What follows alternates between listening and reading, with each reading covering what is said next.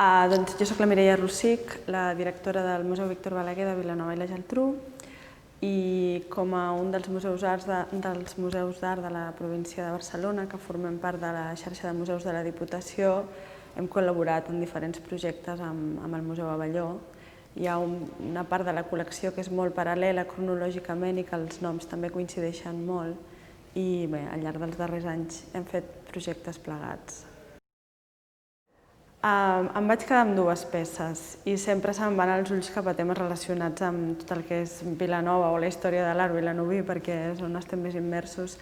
En aquest cas, l'entrar a la sala amb el Mir, que em crida molt l'atenció. En l'entorn de Vilanova, el Mir és una figura molt estimada perquè hi va viure els darrers anys de la seva vida i perquè és una de les figures de l'art català d'aquest tombant de segle que és tan internacional, diguéssim. I em va cridar molt l'atenció perquè, a diferència de l'etapa vilanovina, aquest és un Mir de l'etapa mallorquina, molt anterior, que jo penso que és l'exemple del talent en la creació, perquè el Mir, quan feia això, que festeja ja amb l'abstracció, ho va fer sol a Mallorca, molt abduït en aquest moment creatiu. I és un dels pocs exemples d'aquella generació que no van anar a París, per exemple. Per tant, d'una manera completament personal, jo crec que va arribar a fer coses molt agosarades per aquell moment.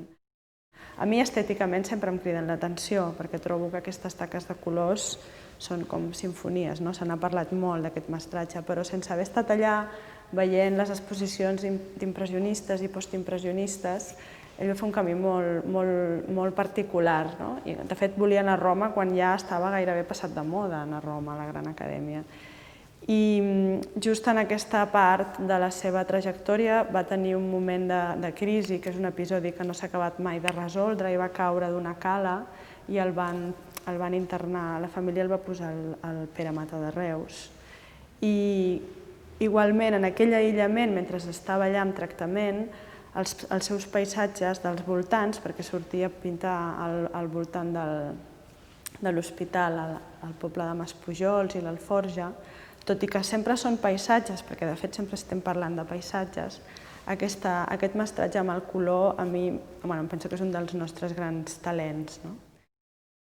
En canvi, quan arriba a Vilanova, tot i que és un moment que guanya molts premis, que fins i tot ven per xifres considerables i que és molt reputat en el món artístic barceloní, estilísticament, en canvi, és més clàssic. Retorna com a una fase més naturalista o més vendible, també. I aquesta fase de Mir tan explosiva i tan valenta, a mi em crida l'atenció sempre. Bé, en el cas de Vilanova, i suposo que en certa manera és... Ell va crear escoles sense ser pròpiament un mestre, perquè hi ha molts artistes que sí que tenen tota una sèrie de deixebles que els instrueixen o que formen part de les seves classes on imparteixen. El Mir, que tenia un caràcter especial i molt solitari en tots els sentits, jo crec que deixa una petjada. En el cas de Vilanova és claríssim i quan fas una línia o mires la progressió, hi ha un abans i un després del Mir, i jo em penso que en una determinada etapa de l'Abelló també. Aquest tema de desdibuixar-ho tot, ja no hi ha línia i que els colors i les composicions amb els colors siguin tot un, em penso que deixa escola. A Vilanova, per descomptat, i en una part de l'Abelló també.